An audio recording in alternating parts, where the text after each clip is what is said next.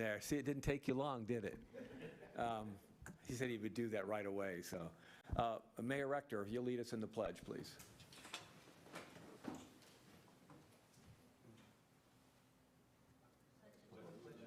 To the flag of the United States of America and to the republic for which it stands, one nation, under God, indivisible, with liberty and justice for all. Okay, all right. Well, just for personal reasons and professional reasons, the word of the day is gratitude and thanks for the constituents for my race, but just for getting out and voting.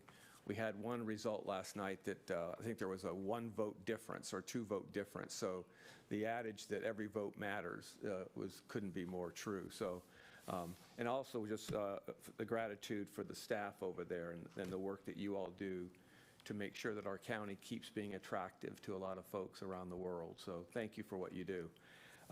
With that said, we'll have a motion and a second, please, for the approval of the minutes for July 15th.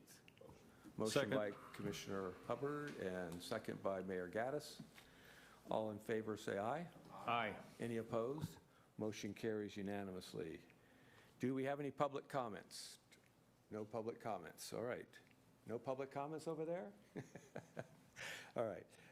We got a few presentations, and we'll turn it over to Brian. Thank you. Great. Thank you, Mr. Chair. And we are going to start with Steve Grimes, who will provide an update on kind of a recap on 727 Day this year. Good morning, everybody. Nice to see you all. Just as Brian said, a super quick recap on what's rapidly becoming Pinellas County's favorite holiday, 727 Day. And so actually, before I jump into this, just a quick shout out to 2 folks on our team that are not here, Jessica Morrow and Bailey Carlson. Both worked unbelievably hard on pulling all of this together, and they're now back at the office working on next week's besties, so could not be here for this. So I'm sort of doing this in their stead. So quick recap on why we do 727 Day, or why we focus on it. It's really to thank residents for being amazing hosts to the 15 million tourists that we get here every year, and to sort of remind them of the impact and the power of tourism in the community. So we use it to sort of drive awareness, but also give back. So we work with all of our hospitality restaurants and amusements to create deals where residents can go and save some money during that 727 period. We engage with various giveaways and other promotions, and then for the last few years we've been working with a local artist to also highlight the arts scene in the area as well as part of 727, and hopefully you all received your 727 shirt. If you didn't, come see me, we can hook you up with a shirt.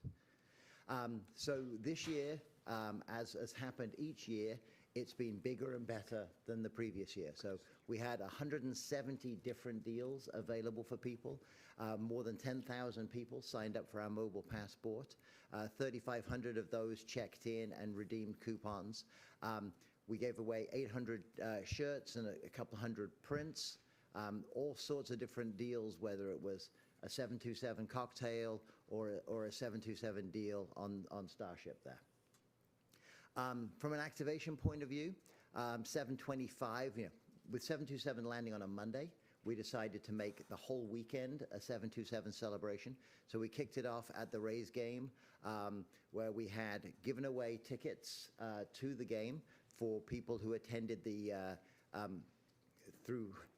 Actually, let me back up. We were going to give away tickets through the Ice Cream Festival the weekend before. The Ice Cream Festival got postponed because of rain, so we then scrambled to give away those tickets through local radio and social media promotions. So we gave away 1,500 tickets to the game. Then when you got to the game, first 1,500 people could get a 727 shirt. We also had the T-shirt cannon firing, so driving around, firing out the T-shirt. And at least as of this date, it was the second most attended Rays game of the season so far, so that was great. We then followed that up at the rescheduled Ice Cream Festival the day after, where again, people could participate in various games, win prizes, including the shirts. And then on 727 Day itself, our friends at Kawa gave anybody that walked in the store a free cup of coffee between 7:27 and 8:27 in the morning. So what's that done for us? Well, it's got us a lot of attention. Hopefully everybody saw some amount of 727 coverage over that period. Almost 23 million local impressions across the media, which is just fantastic. Our website, as you can see here, up 75% year over year, almost 55,000 views to the website, and 127,000 social media accounts reached. So as far as telling the world and this community that 727 Day is something they should be celebrating, and also thanking them, I think it worked very well. So there you go. Here are all the numbers. 3,500 shirts, 500 coffees, 10,000 passports. Overall, very happy with how 727 has grown. And that means that next year we've got to go bigger and better again. And because it's 2027 next year, it means that the entire month of July is 727. So stay tuned for what that means. We're still working on the plans, but bigger and even better next year. Wow. And that's all I've got for you. Thank you, Steve. Appreciate that. Nope. Any questions, questions? for Steve? All right, great. All right, Thank thanks. you. All right, go ahead, Brian.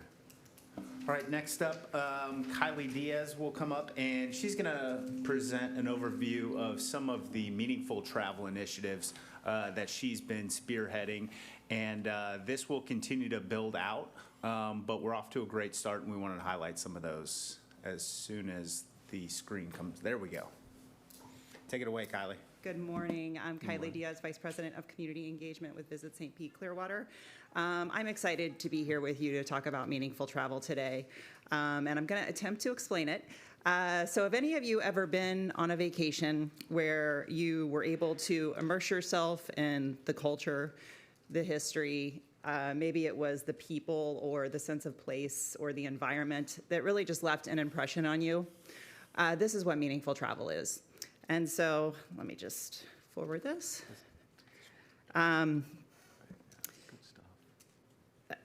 If you can imagine yourself waking up with a cup of coffee, with the shoreline at your feet, you're looking out at the Gulf.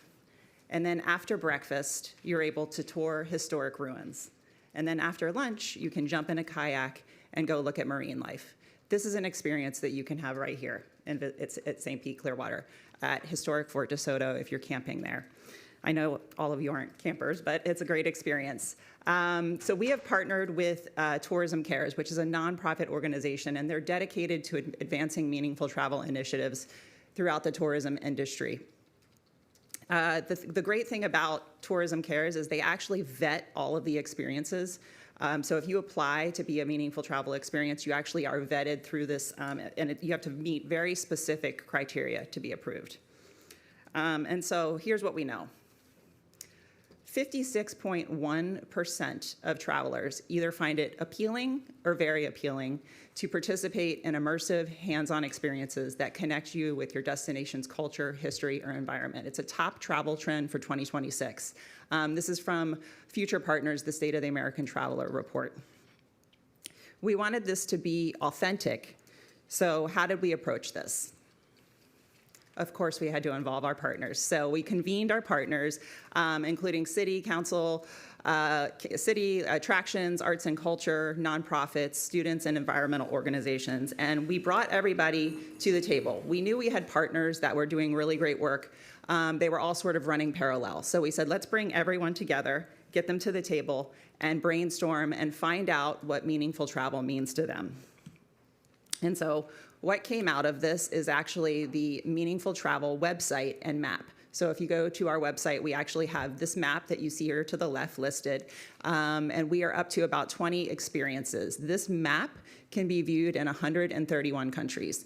So it's actually, there are experiences listed all over the world, and St. Pete Clearwater has 20. Some of these experiences include, we've got the Marine Arts Center, which is a brand new ad, Get Up and Go Kayaking, Tampa Bay Watch, Hubbard's Marina, which actually has another great camping experience out to Shell Key, and their company also gives back 1% to the planet. The historic St. Nicholas Boat Line in Tarpon Springs. You can take a walk through Heritage Village at the same time visiting the botanical gardens. And I'd like to congratulate our very newest map addition, which is Florida Outdoor Adventures. They can actually curate a meaningful travel itinerary for you. So I would like to thank Steve Grimes and the marketing team.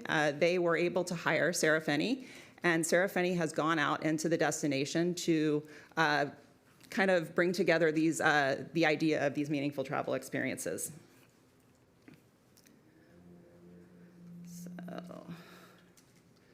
From sunrise to sunset, the St. Pete Pier is the best place in the city to enjoy sweeping views of Tampa Bay. And if you've ever wondered what's happening below the surface, there's a place on the pier you need to see. Welcome to the Tampa Baywatch Discovery Center, a stop that will make your visit to the St. Pete Clearwater area even more meaningful. It tells the story of Tampa Baywatch and what we've done to restore the Tampa Bay estuary to help improve the water quality out here. Tampa Baywatch Associate Director of Education Zoe Karafi says a lot of people think the Discovery Center is just for kids, but all ages will leave with a better understanding of the estuary, where freshwater and saltwater meet to create a nursery for marine life. To get a real feel for what's in the water, spend time at the Tampa Bay Touch Tank, where you can interact with sea stars, live shells, and even horseshoe crabs. Their tail looks like a stingray, but it's completely safe to touch. They actually use that to flip their body upside down. Nearby, peer into a big tank with a large mangrove replica. It's a tree that provides habitat for many species, including hogfish, grouper, and snook. Now, all of these fish in this tank are native to the Tampa Bay estuary, so you can find them right outside on the St. Pete Pier. In addition to education, Tampa Baywatch focuses on restoration through living shorelines. Living shorelines use natural materials to heal eroded coastlines, and oysters play a big role in that. Tampa Baywatch has a variety of projects to revive oyster habitats through shell bags, vertical oyster gardens, and oyster reef balls. You and your family can actually volunteer with the nonprofit, whether you live here or are just visiting. Anyone and everyone are welcome to come out and help us out. If a volunteer project doesn't fit into your trip schedule, you can still get out on the water with Tampa Baywatch through their boat tours. On the 90-minute wildlife boat tour, marine science educators conduct real-life scientific research by deploying a net, tracking what they find, and giving guests an up-close look at the creatures living in Tampa Bay. Another big highlight was visiting a protected island reserved for nesting birds. We saw pelicans, double-crested cormorants, tricolored herons, cattle egrets, and even a spoonbill. It was a birder's dream. You can walk away from the Tampa Baywatch Discovery Center and the wildlife boat tour feeling really good, because all proceeds help support Tampa Baywatch's mission to restore the health of Tampa Bay. Visiting, Tampa Bay's estuary and coming out on one of our boat tours or participating in one of our restoration projects gives you that meaningful opportunity to connect with the Tampa Bay ecosystem and give back, and not just visit to see the landscape and the locations. Instead, you're contributing to make meaningful change to the ecosystem out here. Be sure to check the caption if you would like to find out about more meaningful travel experiences in the St. Pete Clearwater area, like the Tampa Baywatch Discovery Center and their boat tours.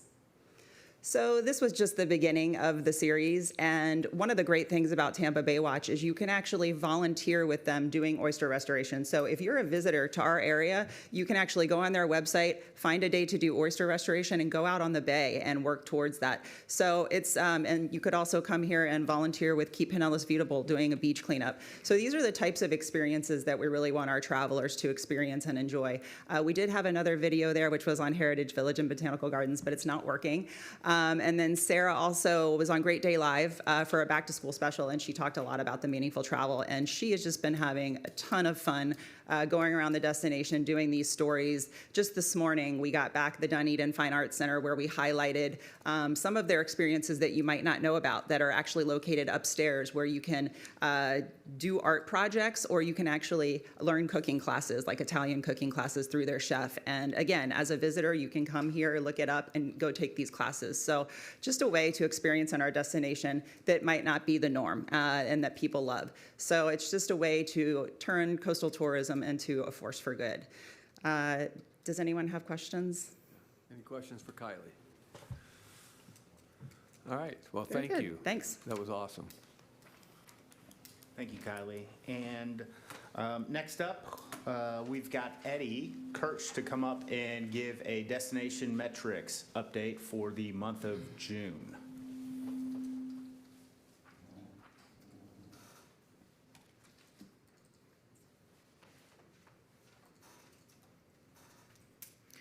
Good morning and good to see you guys all again. So I'll just jump right into it for the June destination metrics. We once again saw a record-breaking month at $8.5 million in TDT collections, just a little more than what we received in fiscal year 2024 over the same month, but a large jump over last year, fiscal year 2025.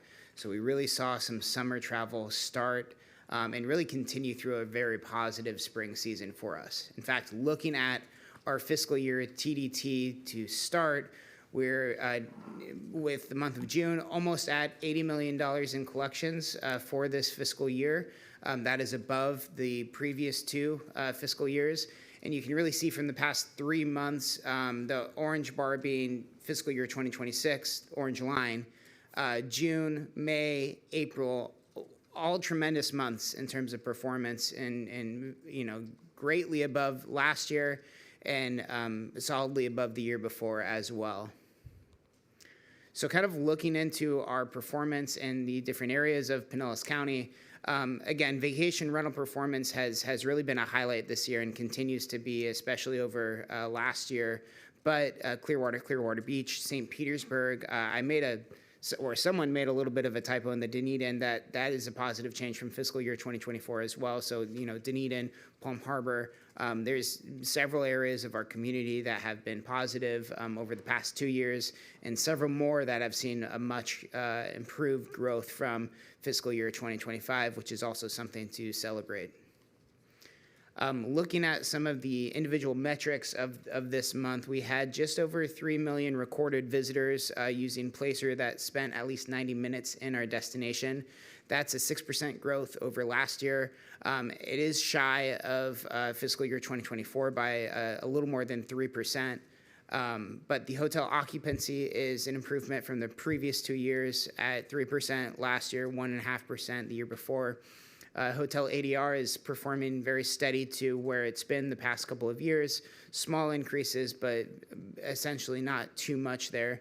And then the vacation rental occupancy, which is key data has scraped from Airbnb to understand the occupancy of the largest OTA of vacation rental data out there, has seen a 10% in growth over the past couple of years. Now, this is in part due to still fewer units than available the past 2 years, but a significant growth nonetheless. And then even more impressive has been the vacation rental ADR growth, which has been 9% increase from last year and over a 17% increase from 2 years ago, really signaling that the rate that a vacation rental unit is today is much greater than it was 2 years ago, and people are still, still at a price point that people are willing to take their vacation in a vacation rental.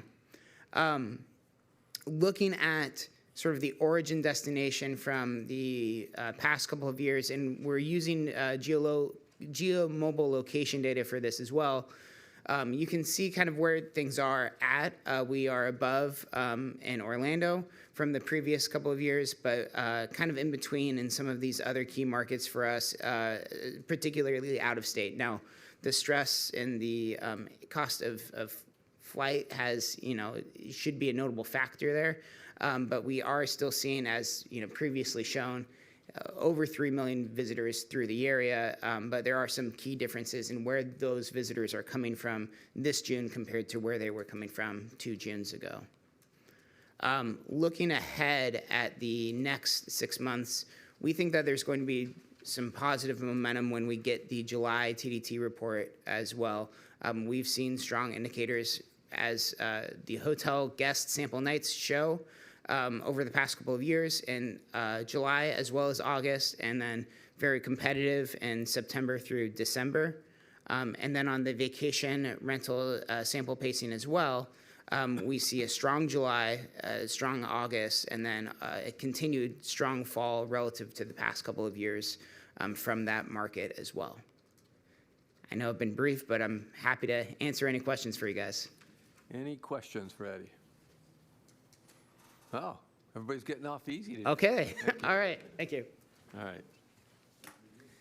Excellent. Well, then bringing us up to our fourth one, well, it's listed under presentations. It's not exactly a presentation, but I did want to introduce some proposed changes to the Tourist Development Council bylaws for you all to review, have discussion, and if you all would like to take action, send that to the Board of County Commissioners.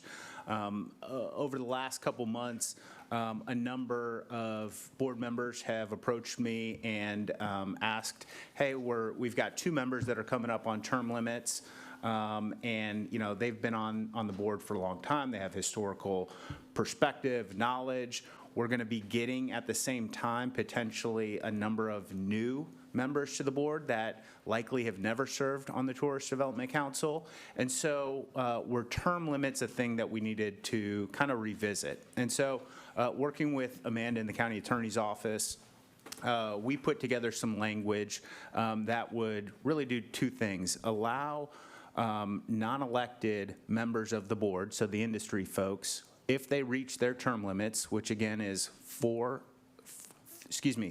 terms of 4 years each, so a total of 12 years. Once they reach that, the Board of County Commissioners, at their sole discretion, may appoint those members to an additional up to 2 years in non-voting ex officio capacity. So similar to last year, we brought on a non-voting ex officio member who's the vice chair of the Board of County Commissioners. In advance of that year, taking over as chair of the Tourist Development Council. This would kind of be on the other end of that spectrum to allow those outgoing board members to serve almost in an advisory capacity while those new members come on. And so those proposed changes are before you. You've got the red line version. We think this was a good way to address some of the concerns that have been raised, and I open it up for discussion. Thank you, Brian. I was really excited to think about and contemplate the change. I think it's from twofold. New members coming on board, I think need that guidance, and also I hate to lose that institutional knowledge around these tables and all the discussions that we have. So anyway, we'll open it up for conversation and comments or questions from anybody here. Wow. Oh, okay. Well, I was just going to say, Go as ahead, a new Trish. member, I really value that experience, and I think it would really help. So I fully support that. Yeah. I think it's. Thank you, Trish. Yeah, I do. As a new member, it takes a while to really understand and get your grounds, and Yeah. I think you can share that too. It just takes some time. So having that industry knowledge really, I think, would be Agreed. fully supported. Thank you. Mayor? Yes, I think it's a great idea. Also, it would be a shame to lose that wealth of information, and I'm sure that the newbies could use some schooling from time to time. Well, we wouldn't lose it. They'll be still in the area and participating, but it's nice to have them around this table when we're having that conversation here. So, Absolutely, yeah, absolutely. so thank you. Anybody else? Yeah, Phil. Yeah, as you might recall, I asked to have this brought up last month, not with the intent of serving longer myself, but just to address how long people could serve and to extend it somewhat. I think this answers that pretty well. When I actually looked closer at who's expiring when, it's pretty well staggered. And by extending it, it's going to, if people elect to stay on 2 more years, if the commission so chooses to let them, it'll stagger even better in the long run, and keep that perspective. And as the new members of the board come up to speed, I think it takes 2 to 3 years just to really get going here. At least it did for me. And so having that extra couple of years, the new people can come in, still see people from the past, and extending, if everybody stayed 2 more years, it would really push things out very nicely. Besides, what would these folks do not coming to this meeting? I'm trying to roll in Every retirement, but I won't be. Wednesday. I mean, they'd be having free time, for crying out loud. We got to keep them busy, so. Anybody else? I think from time to time, maybe you ought to give them a test and see whether they really remember or not. That could be questionable at a certain point. When you ask for time to, what you do when you go off of this. I'm going to Sop Choppy, Florida for a brimfish lunch tomorrow. There you go. That's what you do sometimes. But Anyway, you're here today. I'm here today, that's for sure. And of course, our hearts are in it for all of us, and that's what's good about it. Amen. And I think it's still great to have both, not just the members that have been around, but the new members, and I'm looking forward to that. Yeah. And I think that it's been proven the last couple of years with the new members and everything, with new ideas and questions Amen. and all, I and I agree. appreciate all that too. Thank you, Russ. I appreciate that. Anybody else? All right, so I guess we'll take a motion from somebody and a second. So moved. A motion by Doreen, second by Second. Dylan. Final comments or questions? All in favor, say aye. Aye. Any opposed? Motion carries unanimously. Thank you. That's a great improvement, and I really appreciate you bringing that forward. Thank you. All right, go ahead, Brian. All right, I've got 4 items that I want to bring to your attention, and I'm going to start with the first one as an introduction to our newest team member on the Visit St. Pete Clearwater family. And joining us today, if she would like to make her way up to the dais, is Emily Simon. And she joins us, the Sports Commission team, as the newest business development manager. And she is here this morning to say hello and introduce herself. So please join me in welcoming Emily. Good morning, everyone. Nice to meet all of you. I'm Emily Simon, Business Development Manager on the Sports Commission with Visit St. Pete Clearwater. I'm very excited to join the team. I'm coming over from Polk County. Spent 3 years over there as a sales and events representative in the indoor and corporate partnership space. So yeah, just looking forward to this opportunity and joining the team and helping continue to sell Pinellas County as a premier sports destination. Well, good to have you here. Thanks. Good to have you part of the team. Thank you. Okay, go ahead. Number 2, I want to give a shout out to a team here in the destination that's very important in what we do and the success of what we do. Over in the city of Clearwater, their Parks and Recreation team were recently awarded by the Florida Recreation and Parks Association as the winner of the Excellence in Sports Tourism Award. And that's really important because, as you all know, events continue to drive more and more visitors to the destination, and specifically sports events. And so the team, we've got specifically 2 really good city partners that have amazing Parks and Rec teams, and so it's always great to see them recognized from their peers. This is done by their peers from throughout the state, and they took the award for the Excellence in Sports Tourism. So we're glad that they're here, and we're glad to partner with them. Yeah, very nice. And then number 3, this Friday begins an 11-day celebration event down along our barrier islands. And Madeira Beach, the annual Burger Week, is back. And it kicks off this Friday, August 21st, down at Johns Pass at the Village Friday event. And it will run through August 30th. And for those who aren't familiar with Burger Week, it is 18 different restaurants throughout Madeira Beach with 18 different specialized burgers just for this competition. And you can get a passport for Burger Week, and you go check out these restaurants. $10 gets you an amazing I saw some of these burgers, they're over the top. And you go, you check, you order the burger, you get your passport stamped, and if after you try 3 or more, you can then submit your passport. Who was the burger of the year? I think they've got some specialty categories as well. So it's a great event that the city of Madeira Beach is sponsoring and hosting with their businesses, their restaurants, and we are looking forward to it. So if you have time this Friday or between Friday and the 30th, I recommend you get yourself a burger passport and go check out as many burgers as you can. What time do they kind of start the festivities? Captain Hubbard? I'll jump in there. Thank you. Yeah, it's kicks off this Friday from 6 to 9 is Village Friday, and that's the actual event. We're going to have live music and a party going on in Johns Pass.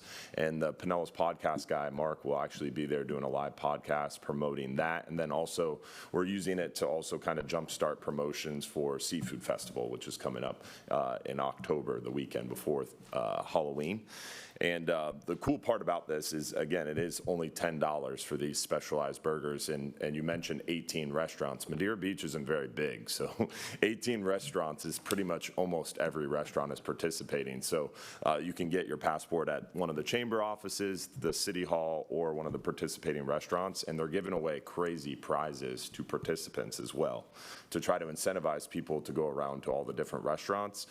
They're giving away, last year we gave away a Big Green Egg. We give away a bunch of free trips and hotel stays and stuff like that. So it's a really cool way for like community engagement. And it's been successful the last, I think this is our maybe third or fourth year, and it's growing each year. So it's pretty cool. Very nice. Thank you. Thank you, Captain Hubbard. Is there any insight on any burgers that are the heavy favorites for Burger of the Year this year? They are all so good. So I was asked that yesterday when I was talking to the Pinellas podcast folks. I'm a big guy. I like them all. Excellent. And last but not least, I just want to provide a reminder to this board and anyone watching at home that next Thursday, it's back, the Besties, where we will recognize the best of St. Pete Clearwater in 38 categories. And I'm here to tell you, more people voted this year than ever. In fact, we had almost 90,000 votes submitted for the Besties in those 38 different categories. So this is one of our favorite events of the year. We hope you all are able to participate in that, and we're looking forward to celebrating the best that St. Pete Clearwater has to offer and this amazing travel and tourism industry we have here. So, Mr. Chair, that's all I've got for you. Any questions for Brian? Yes. Yeah, one question I had, Brian, was update on the elite event funding discussion. I know we talked about it heavily. It went to the Board of County Commissioners. Where we stand with that? Yes, so next Tuesday at the Board of County Commissioners meeting, I will be presenting on 2 items, and they'll be in the evening on the elite events. So first is a public hearing to amend the tourist development plan, which is required if the board were to take your recommendation of funding above the $3 million threshold in the elite event. So that'll be on there. If they vote yes, then they have the opportunity to vote yes on your recommendation for the 3.3 and some change $1 million for elite events. And that way, all the events that were recommended and are eligible for their specific category, they would get funded at the max amount. So that'll be on Tuesday's agenda, and I will be meeting with commissioners between now and Tuesday to discuss that. When we did the staff report, there were like 3 different recommendations in there, and then the amendment of the plan. So I want to make sure that they fully understand that before they see it on Tuesday. Thank you. Any other questions for Brian? Question, can you update us on the studies that we've been doing that are active right now for sports and for, I think, the convention center? What the dates are, the next step on them? Sure. So we'll start with the first one, the Toy Town. We're still in an RFP process. We're in phase 2 of that RFP for developing Toy Town into a sports tourism complex. And actually next week, we're scheduled to get that final proposal from the applicant. We, as you recall, late last year, we needed more information on what was under the surface there, and there were some gaps in the data. And so you all authorized, along with the Board of County Commissioners, some funding to perform those subsurface investigations, see what's down there. We received those. We provided those to the applicant, and we'll get their revised final submittal next week is, I believe, the scheduled date on that. And then from there, depending on the results of that, we will have a path forward. Again, until we see that, I don't have an exact timeline, but the goal, if there is a favorable proposal, something that we're confident in and we want to proceed with, we would be engaging with the Board of County Commissioners later this fall and hopefully have something to vote on by the end of the year. Additionally, the RFP for the Convention Center feasibility study going on in St. Pete, that they selected a firm, and the county and city, as well as the firm, have agreed to some language for a tri-party agreement. As a reminder, the county would use Tourist Development Council, or TDT funds, to go in 50-50 with the city on the cost of that. So that agreement has been drafted and is in the process of being routed for signatures. I believe we've got about a 4.5-month timeline from the notice to proceed being provided, and then we will have that feasibility study on what a convention center would look like in St. Petersburg. Thank you, Brian. Anybody else? All right. Let's go on down to any board comments. Yes, go ahead, Dylan. So one thing I wanted to bring up and have a discussion around here, talking to a lot of folks over the last couple months, we have a lot of discussions up and down the coastline of different municipalities celebrating the reinstallation or the fixing up of their resources along the coastline, specifically piers. Fort Myers just recently completed one of their piers. You've got Safety Harbor completing a pier here shortly. There's a lot of these up and down the coast that have celebrated the reinstallation or rebuilding of their coastal piers. And piers are something that I think, in my opinion, drive a lot of tourism. It's a benefit to locals and residents, and it helps people enjoy their destination, and it adds more things to do. And in my lifetime, we have seen an absolute desecration or elimination of almost every coastal pier that was really worth something along Pinellas County. I mean, just to list a few, you've got the Reddington Long Pier, the Indian Rocks Long Pier, the T Pier down in Pass the Grill, the Johns Pass Jetty was taken away, the Gandy Catwalk, Skyway fishing piers are now closed. Thankfully, we had a big win. They're going to be rebuilding those. But, I mean, there's almost every bridge you go by now has signs, no fishing. There's, when I was growing up as a kid, you could fish virtually any dock in Johns Pass. Now, I struggle to keep my own dock open to fishing, and it's the last access, you know? It's frustrating to see this elimination of shoreline access to fishing, and that's how a lot of people get started. This was kind of brought to me to a forefront because a gentleman passed away recently, and he was a local influential captain, and these guys all got started on the Reddington Long Pier fishing together. I mean, that's how we see kind of the evolution of the fisherman is the kid rides his bike down to the pier, learns how to fish, then gets a kayak, then gets a boat, then starts fishing on a party boat, then eventually gets his own charter boat. And you see this evolution of the angler. And we are essentially eliminating that ability for that evolution to begin by removing shoreline access to fishing. And I don't think it's anything anybody's doing purposefully, but I think this board needs to potentially explore putting some of these piers back together. We've talked about funding beach parks. We've talked about ways to try to use TDT dollars to benefit residents. And I think creating some fishing piers and pier access, because I say fishing piers because I like fishing, but Johns Pass Jetty, for example, it's no longer there, but when it was there, I would walk down there all the time to talk to fishermen to get reports. 9 out of 10 people on that jetty weren't fishing. It's just people walking. Residents love going down there. It's a beautiful view. Kids are attracted to it. I think it's something that we could utilize these TDT funds for that would really bring a lot of benefit, not only for tourism, but also to residents alike. And I believe that it's a possibility to use the funds for that kind of thing. So I just wanted to throw that out there for discussion.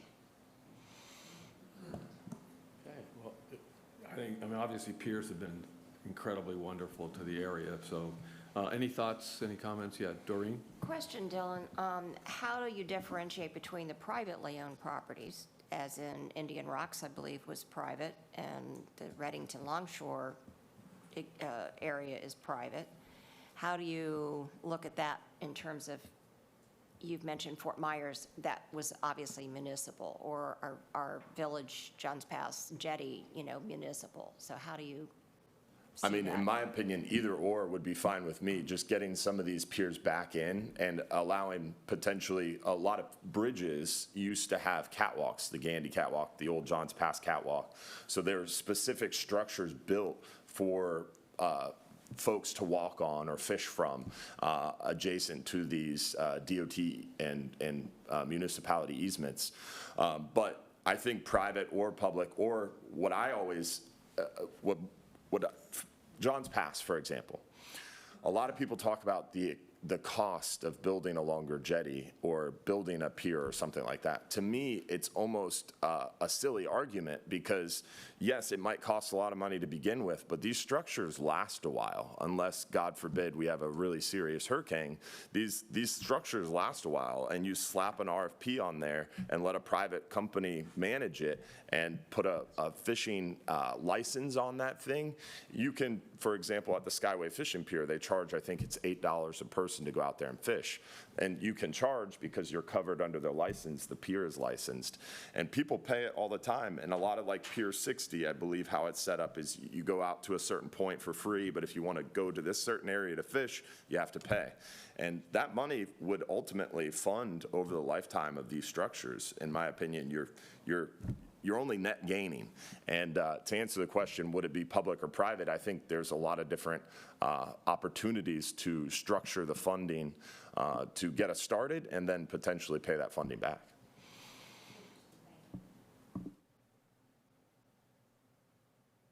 Anybody else have a comment? Mayor? I'll just say, the two major piers we have in the county, St. Petersburg, St. Pete Pier and Pier 60 are two of the most iconic photograph places in the entire county. I mean, I told the story before, but traveling on a Virgin Airlines flight from London to South Africa, and there's a picture of Clearwater Beach and Pier 60. The pier is probably the most photographed spot in Clearwater. And St. Petersburg, it's become that too. So I think there's also, in addition to the fishing opportunity, there's just that that scenery, that attractiveness that it adds to our county. So I would support, the idea of exploring that further. Thank you. Anybody else? Any other comments by anybody would like to bring up? Dylan? So along that line, also, I wanted to have a discussion, or at least a topic about what was discussed at the last county commissioner meeting. They discussed the potential of elimination or defunding. I apologize, Commissioner Latvala might have to correct me because I didn't pay as close attention to it as I should have. But I kind of watched the fallout from it. And there's a lot of rumors obviously spinning around too, but the discussion around Shell Key and Weeden Island and potential defunding or eliminating those county parks. And I think Pinellas County's county park system is something that is a huge asset to tourism. So as those discussions develop, I think this board should potentially be at the forefront or at least included in that discussion along with the county commission. And the discussion over changing the parking rates and boat ramp fees is a scary one, to say the least, because a lot of these boat ramps are still not fixed. We're coming up on the 2-year anniversary, and most of the boat ramps, all of the boat ramps that are in my area have not been fixed. So we're talking about exponentially increasing fees from $6 a day to $3.50 an hour, and these facilities aren't even up to just par. They're not back to where they were before the storm. So it's definitely something that I think would be a huge detriment to tourism, and I think potentially we have some conversation around that. Thanks. That'd be a great topic for the county commission chairman to discuss. Since I was out of the Yeah. room. He was asking about, or wanting an explanation over your ill-advised decision on Wheaton Island and Shell Island, and also raising the parking fees and boat ramps. No, it was not the chairman's idea to do that. I was teasing. That came from the county administrator. But in his defense, we are facing a budget shortfall. And that is also, I will add, that's before any impacts of Amendment 3 in November. And so for Wheaton Island, it could be suggested that it's a state-run facility. We're giving it back to the state and letting them do it. Or it's a state land that we're giving back, so we're not having to run it ourselves. Without speaking for my colleagues, I would say that that did not go over well with the Board of County Commissioners. I don't envision that perhaps happening, but we are going to have to make some adjustments to the budget. And during the meeting that we had, there were various slides that show all the different unfunded, and Councilmember Gertie's, since he's in local government, can talk about the different unfunded mandates from our friends in Tallahassee. But on just on the county budget, the healthcare portion of the sheriff's budget, the increase in the healthcare costs just on the sheriff's side is more than what zero, if we just kept the budget flat. It covers more than that, just the increase on the healthcare side. And so, you know, there's all sorts of things that come down from Tallahassee, and being a former legislator, I'm not going to complain about that because I voted for a lot of that stuff because state government is smarter than local government, supposedly. But there is going to be a lot of discussions on you know, what happens with our county budget. I suspect, and our chair can talk about this, I suspect that the parking rates will be put on the table. Currently, our parking rates are less than what a lot of the surrounding cities are. And I don't want to pick on Clearwater, but since I'm pointing everybody else out, Clearwater's parking is more expensive than, for instance, Sand Keys parking. So. Yeah, and to that point, I wasn't trying to ask for an explanation. I understand the situation we're in is potentially pretty dire without Amendment 3 and the potential of that change. What I was getting at is just, I think this board needs to maybe potentially have a conversation around it or be involved in the discussion, because I think it directly will impact tourism. And I understand completely, for example, Fort DeSoto, which I'm most familiar with, is $6 a day for parking. Just a few years ago, it was free. So I agree, $6 a day could be viewed as pretty cheap when you look at some of the other municipalities around the area. And the staff recommendation or the county administrator's recommendation of moving to $3.50 a day, an hour, is still, when you look at other municipalities, pretty realistic as far as funding. My issue or my thought is jumping from $6 a day to $3.50 an hour is a significant increase, and I think it should be something maybe we discuss about being tiered or something like that, so that way the impact to tourism, because specifically Fort DeSoto, and I think a lot of these parks are something that people come back to every year. And I know Fort DeSoto, for example, they have that campground booked a year and a half, 2 years out, and when people visit that campground, they're booking while they're there for the following year. And I've tried to book some of those campsites before myself. You have to like wait for the schedule to open and you have to refresh the page. It's like trying to get concert tickets. So I think a lot of those people would be, I think, severely impacted because that clientele, if you will, isn't the affluent clientele that's going to be visiting Clearwater Beach and paying $5 an hour for parking or whatever the city is, you know? So I think that's a conversation that needs to be discussed. Yeah, and I think, to your point, if Amendment 3 does pass, I think that I would not be surprised if the legislature allows counties to use TDC funding in a much more flexible manner than currently is allowed. So, like, for instance, a lot of folks called me about us contributing money to, like, the Rays Stadium in Tampa. And I would say, oh, well, we can't do that because we can only spend it in our county. And then they would say, and these were like, you know, legislators would ask me, like legislators in Tampa. And then they would say, and then I would tell them, like, you know, this is the only things that we can spend it on. And because they knew that we had a ton of it, especially after what happened last year. And so I could see that being a very realistic possibility.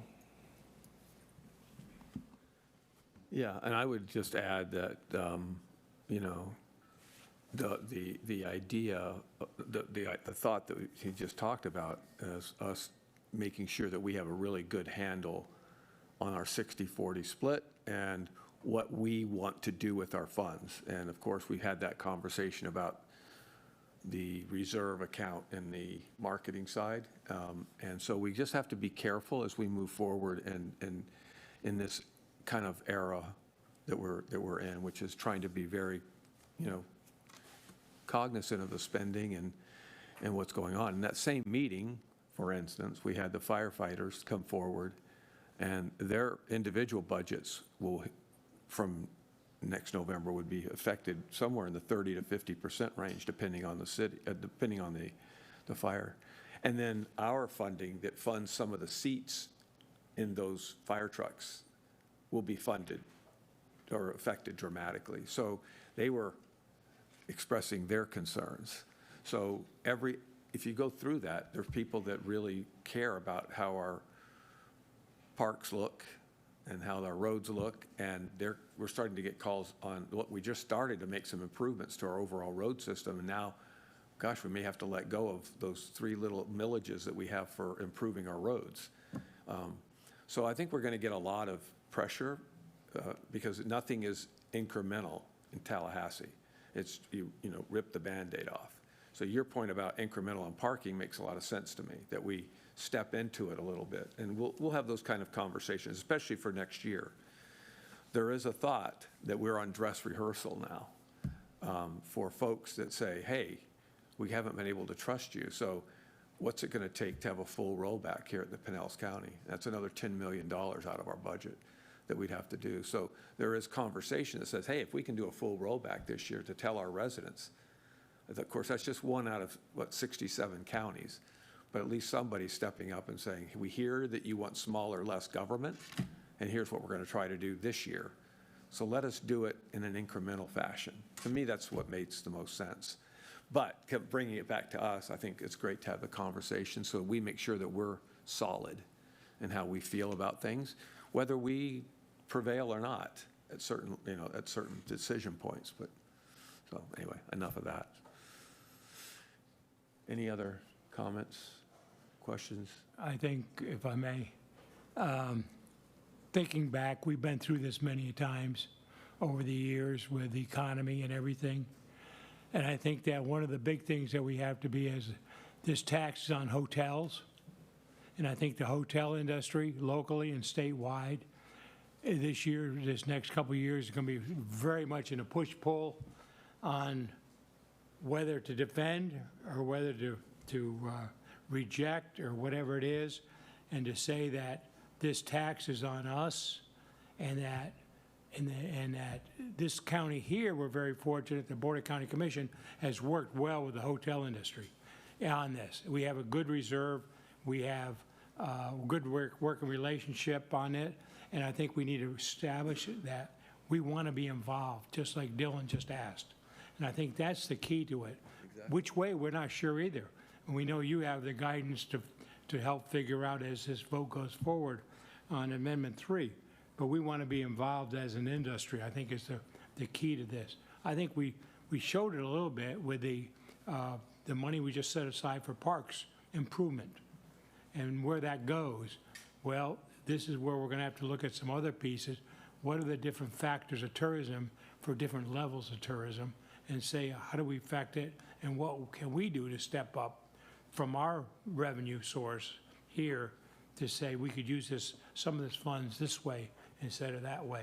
And the Board of County Commission, I think, has been very good to us in helping us stay alive in this industry that's these cycles that we're in right now. So you're right on. I think you're on. I think you're warning us and everything is right on.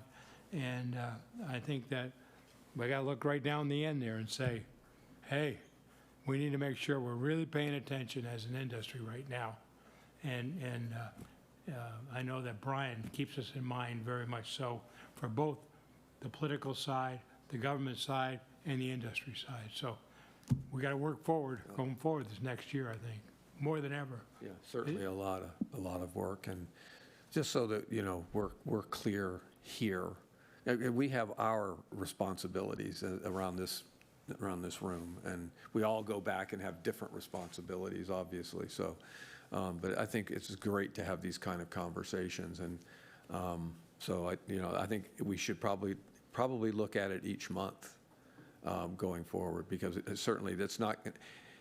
We've heard, we understand the issue with the two parks right now, and we've heard that for this budget cycle, but in the next month or two, as we start to prepare for November, and I don't know where the numbers are. We've heard from 60%, 54%, 74%. So it's kind of all over the place in terms of whether it's going to pass.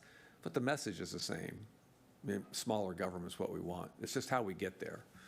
We had these two $50,000 exemptions for a long time. Maybe we introduce them more gradually, but we got to get there first. So thank you. Anybody else? I don't know. Had anybody else weighed in or wanted to weigh in on the conversation? Did you have anything else, Dylan? Or?